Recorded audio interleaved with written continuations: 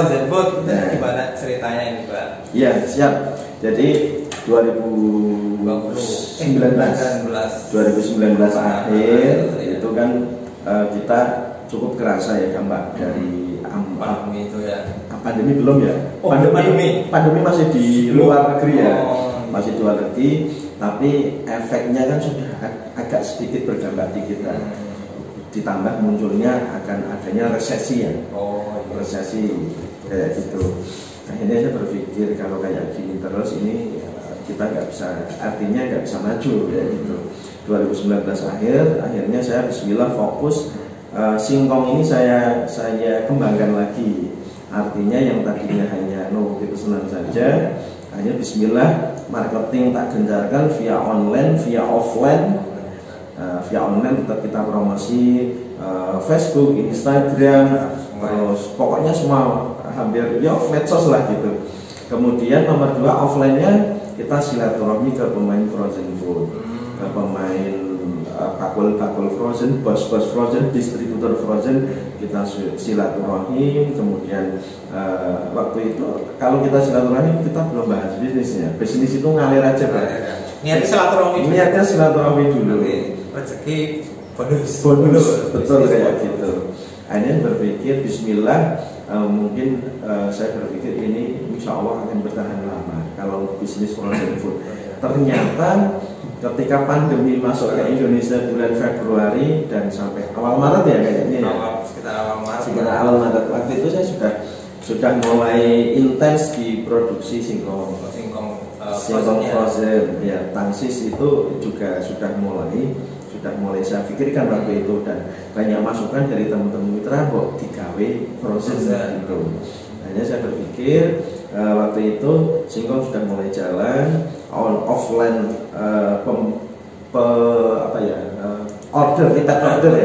repeat ordernya sudah mulai jalan.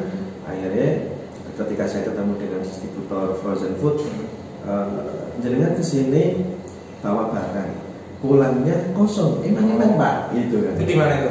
Di Cirebon. Oh, Cirebon. Waktu itu saya ketemu dengan salah satu pemain frozen food terbesar di Cirebon dan sekelilingnya Kuningan, kemudian daerah Cirebon gitu. Ketemu di sana, kirim barang, ngobrol. Awalnya kita ketemu medsos, di Facebook. Saya ngirim pakai bus, titip bus. Singkongnya tak titipkan, nanti sana diterima. Kemudian alhamdulillah luar biasa ketika ada pandemi ini, memang saya harus dipertemukan dengan orang tersebut. Akhirnya waktu itu kita kendala di pengiriman, nggak ada operasi bis yang jalan. Bis itu off semua kan, transportasi kita off waktu itu, waktu pandemi bulan Maret itu kalau tidak salah. Kemudian sana mau order, waduh kerepotan ini, kereta nggak bisa, transportasi nggak bisa. Akhirnya saya ngomong, Bu, ya udah tak kirim sendiri, tapi ada minimal order. Gitu. Biar sana mau, biar untuk beli bensinnya cukup gitu kan. Minimal itulah ya. Karena memang niat saya bismillah ke sana silaturahmi. Untuk masalah hasil itu nanti ya. Ternyata benar luar biasa. Tak kirim sampai sana, ketemu dengan beliau, kita ngobrol. Akhirnya saya ke sana sekali. Saya belum berpikir produk apa yang bisa saya bawa pulang dari sana. Ke sana kedua kali saya, Kak Eman ya. Aku di Cirebon nggak barang, balik ini mobil kosong kan gitu. Kalau orang bisnis rugi gitu kan. Harus ada yang dirupiahkan lagi. Betul. Akhirnya saya ke sana ngejak istri. Oh, sekali sama anak. Sama waktu itu iya sama Farhana. Sama Farhana. Sekarang Farhana frozen food ini. Nah, ke sana ngobrol, istri tak ajak. Karena saya luar biasa sekali, artinya ketika saya usaha tangsis, istri terus terang ini pada no handle. Artinya tetap bantu, tapi semampunya. Artinya ya wis keuangan tak pegang saya, cash flow itu istri nggak tahu. ibaratnya saya mau sebulan ngumpet ke duit 2 juta 3 juta ke gagal lala. Tapi yang penting kan istri support. Istri support. Kan ke sana ya tapi yang paling itu betul istri. Betul, doa istri. Itu luar biasa. Luar biasa. Tapi ketika Frozen ini saya sangat luar biasa sekali bersyukur, artinya tidak hanya support, tapi dia mau terjun langsung, mau ikut andil, nyateti, ngitung ke yang Frozen ini.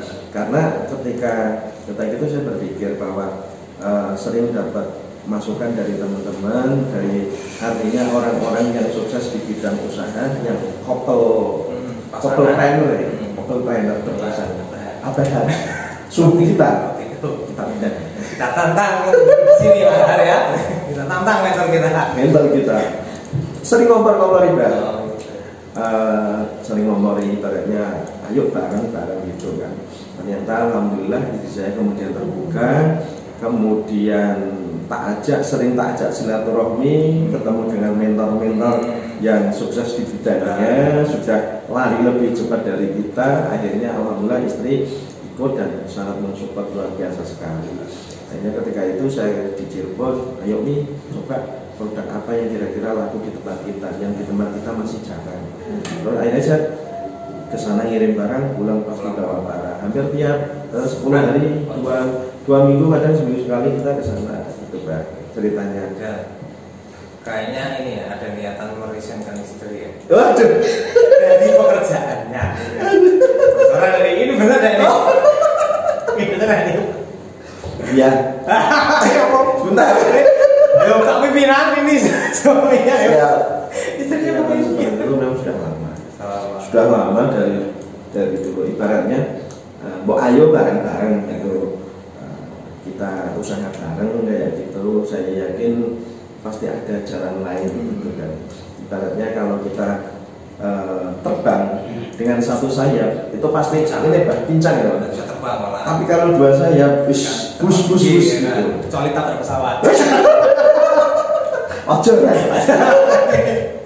Ceritanya pesawat. Oke, lanjut. Tapi saya berpikir kembali ketika saya ketemu dengan teman-teman mentor, ketemu dengan orang yang lebih tua dari saya, perasaan seperti itu, egoisme saya dan idealisme saya itu luntur kan. Akhirnya saya berpikir bahwa orang itu tidak bisa sama dengan saya, mungkin punya passion sendiri. Jadi pikirnya udahlah, kalau memang istri saya masih passionnya di pekerjaan sekarang, profesi sekarang, ya enggak apa-apa. Yang penting masih bisa mensupport, membantu seperti itu kan. Yang namanya pekerjaan biasa, ada capek, ada masalah, ada tantangan. Kalau tidak ada tantangan ya udah mati baik. Iya. Kayak gue bah. Tapi memang benar kalau wanita itu jangan dipaksa. Karena wanita itu diciptakan dari tulang rusuk. Kalau kita meluruskan bengkok, dibiarkan bengkok. Terus kok piye kan? Jadi laki-laki itu memang serba salah sama wanita itu kan ya. Apapun salah. Dan salahnya wanita itu memilih laki-laki yang selalu serba salah. Aduh, ambiar orang wedang nih. Ceritanya poso iki. Ceritanya poso. Nah, oke. Frozen food ini. Cek lah mana pertama. Jadi simpel aja sih. Jadi saya lihat pemain distributor Frozen itu ada yang namanya Alisa, ada yang namanya Husna. Oh ternyata anak yang pertama. Anak yang pertama kebanyakan brand-brand yang dengan nama anak itu kebanyakan anak yang pertama, walaupun ada anak yang beberapa. Iya, saya berpikir daripada nyari brand yang sulit ya, kadang menemukan brand itu agak sulit. Menentukan produk, menentukan nama, ambil aja nama saya Farhan gitu kan.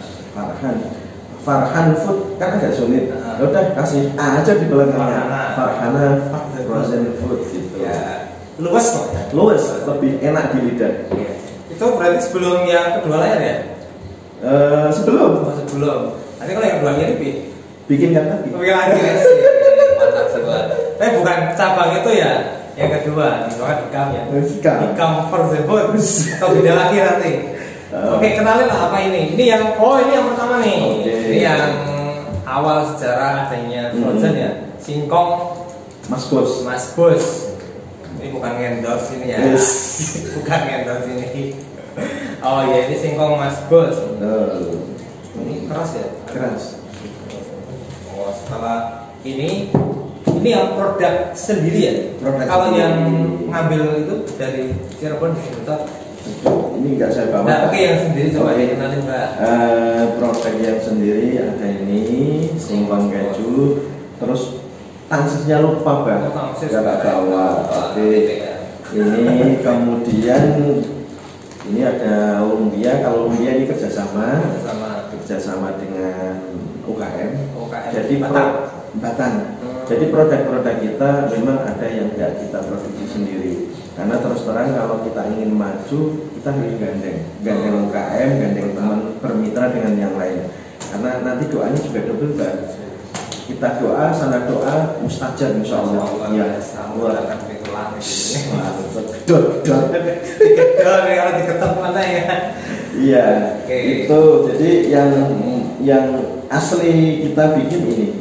Tapi saya salut ini karena dia juga gandeng teman-teman dari UKM ya, karena memang selama pandemi ini memang ekonomi kerakyatan ya, UKM ini yang bertahan gimana caranya bisa ngangkat lah, dan dia salah satu pionir ini ya, teman-teman UKM dari Batang ya. Dari Batang. Oke, next ini ada Mariam ya. Ini. Nah kemarin yang di grup dia juga masuk di grup itu. Grup apa itu? Grup Om. Oh iya. Tanya-tanya gimana cara bikin roti Mariam. Akhirnya ini kita juga sementara masih kerjasama kan? Masih kerjasama dengan salah satu UKM yang ini sebenarnya sudah luas pabrikan ini. Sudah luar biasa sekali. Jadi kalau yang lain bikin roti Mariam itu masih manual. Dia pressnya itu sudah pakai mesin, sudah kelas pabrikan, sudah banyak yang masuk ke distributor Jakarta, Bandung itu sudah. Ini karena kita memang kalau memang pemain awal itu sebenarnya lebih enak repacking, rebranding. Berarti belinya kosongan. Sana itu menerima itu. Kita lobby. Kita izin dulu kalau sana membolehkan. Ada minimal order pastinya. Ada minimal order. Jadi ini juga tips dan trik buat teman-teman semuanya yang artinya belum bisa produksi, belum bisa bikin sendiri produknya, nggak usah khawatir. Peluang itu sangat luar biasa sekali. Banyak kesempatan. Yang penting kita komunikasi dengan produsen dengan baik, kita ngobrol, kemudian kita tanya izin, Pak, kalau saya beli polosan boleh enggak? Gitu. Kalau boleh baru kita rebranding, kita kemas ulang, kita jual. Karena fungsinya apa? Karena rebranding itu kita akan lebih kuat, pemasaran kita akan lebih jauh. Walaupun produk kita sama mungkin ya dengan produk A, itu padahal sama. Bagi orang yang mania brand, oh saya kemarin sudah beli merek Sultan ini, nggak mau, padahal itu produknya sama kualitas sama, tapi mania brand. Betul. Karena branding itu penting. Ya kita beli es teh. Kalau di pinggir pakai sedotan, pakai plastik, itu harganya berapa? 2.500. Tapi kalau di restoran pakai gelas ya kan, bagus itu harganya berapa? 12.000. Branding itu penting ya kan? Iya, itu salah satunya. Lumpia, singkong, Mariam sebenarnya ada kebab frozen, terus apa lagi? Kebab frozen, kemudian gemblong cotot ada. Gemblong cotot frozen. Itu kemarin saya lihat ada buah-buahan juga. Mangga frozen. Mangga sama salak ya. Kalau itu manisan. Salak manisan. Mangga frozen. Fruit berarti bukan frozen food. Frozen buah. Oh gitu. Berarti keras ya atos. Tapi nanti kalau udah freezer kan otomatis meleleh kan. Kenapa kok udah bikin manisan sih kayak salah itu? Nangkanya. Ilmunya masih. Oh belum masuk di situ. Itu rebrand juga atau distributor aja? Itu distributor. Kita ambil sudah branding dari sana. Dari sana. Belum rebrand sendiri. Jadi memang ada produk yang bisa kita rebranding, ada yang tidak sih. Ada yang support ada yang support dari sana kayak gitu. Cek harga sih. Oh, terus grosiran berapa? Oh siap, kejar. Langsung beli berapa? Sekalian promosi. Oke Mbak, ini kemasan 700 gram ya. Untuk singkong. Singkongnya 700 gram. Ini di freezer tahan 6 bulan sesuai expired ya. 6 bulan ya. 6 bulan, setengah tahun Mbak. Ini di freezer. Kemudian kalau di suhu ruang kayak gini biasa, ini tahan sampai 12 jam. 2,5 hari, betul ya, setengah hari. Ini harganya untuk satu kemasan ini grosiran hanya Rp10.000. Kalau beli langsung non grosir. Non grosir ini di rata-rata 13 sampai 15 ribu. Oke. Di pasaran segitu. Mariam nih. Mariam. Bismillah. Ini roti Mariam. Ini berarti ada 5 pieces. Satu pack 5 lembar ya. Ini ketahanannya sampai sama 6 bulan di frozen. Kemudian di suhu ruang ini sampai 5 hari. 5 hari. Ditahan lama ini ya. Oh, ditahan lama. Iya, ini kalau roti itu biasanya ditahan lama. Jadi teman-teman semuanya kalau mau kirim luar kota ini bisa via GLE, GMT, Wahana itu bisa. Tapi kalau singkong ini agak sulit karena ketahanan hanya 12 jam. Setengah hari ya. Setengah hari. Ini harganya yang original ini kita ada dua varian, original dan coklat. Oh, ada coklat. Ya, yang original itu grosirannya 16.000 satu pack, yang coklat itu 18.000. Harga ecernya 20.000 sampai 22.000. Jadi hasilnya lumayan juga. Lumayan. Ini nerima reseller semua ya? Oh, nerima semuanya, alhamdulillah. Daftar. Nanti yang mau pesan saya tulis di link deskripsi ya. Oh siap. Tak cantumin nomor. Oke, ini ada lumpia khas Semarang. Ini kita ada KM juga. Ada mantap. KM juga. Kemudian ini isinya ada 6 pieces. Sudah ada sausnya. Ini kekuatan di freezer sampai 4 bulan. 4 bulan, lama juga. Kalau ini di suhu ruangan ini sampai dengan 2 hari. 2 hari kuat. Masih bisa. Kirim masih bisa. Ini harganya grosiran 11.000 rupiah. Ambil banyak bisa kurang. Pokoknya kalau kita ambil banyak ada SK ya, syarat dan ketentuan gitu ya. Pokoknya insya Allah grosiran harganya. Itu.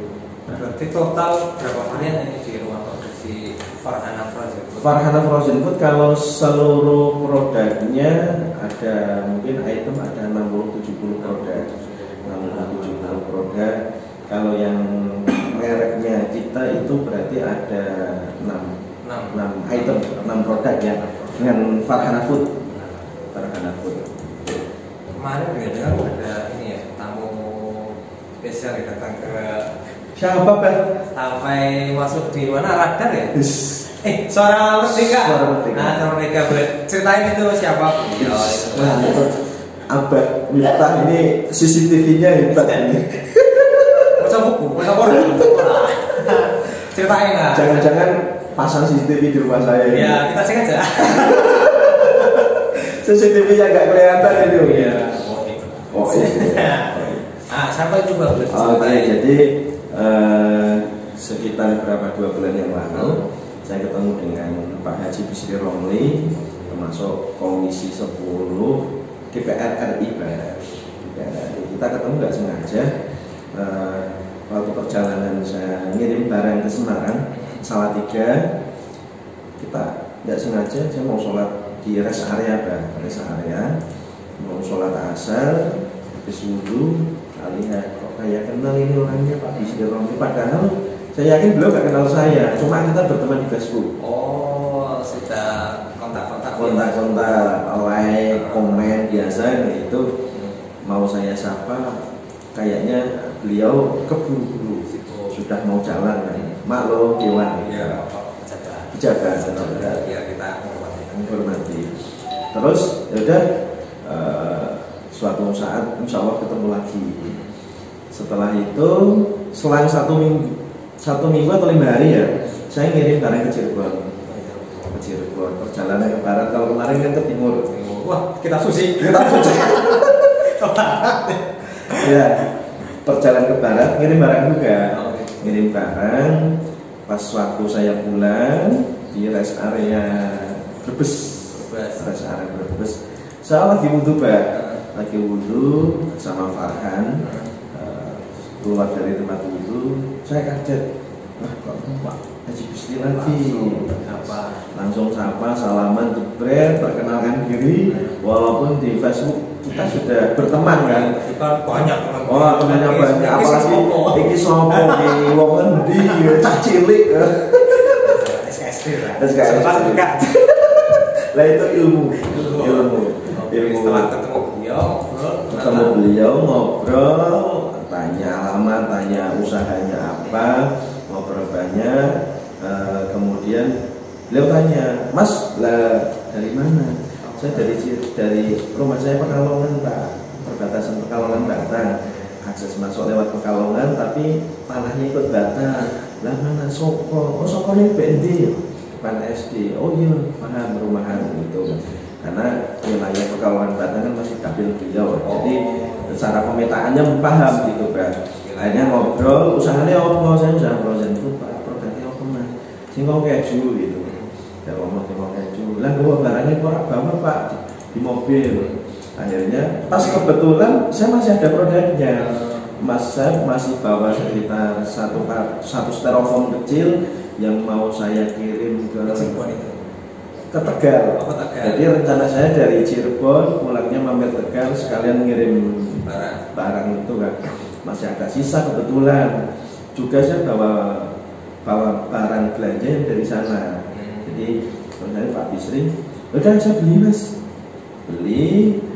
Saya kan nggak enak ya. Sebenarnya saya nggak mau bayar gitu kan. Udah Pak, ketemu dengan jenengan aja kan sudah luar biasa. Artinya nggak mau dibayar.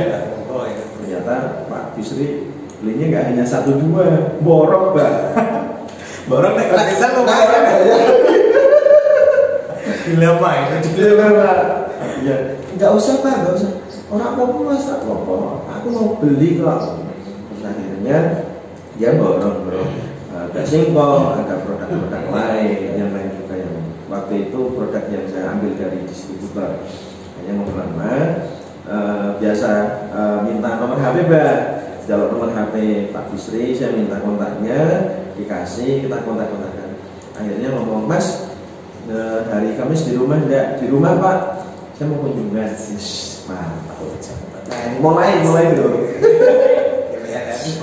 Iya. Lanjut.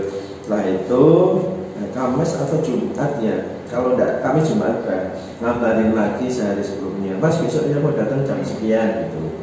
Oke, Pak. Waktu itu temenan loh, produksi gitu kan. Produksi, Pak. Khawatirnya kan terus ditekoni kok orang barangnya, Pak. Bahaya kan.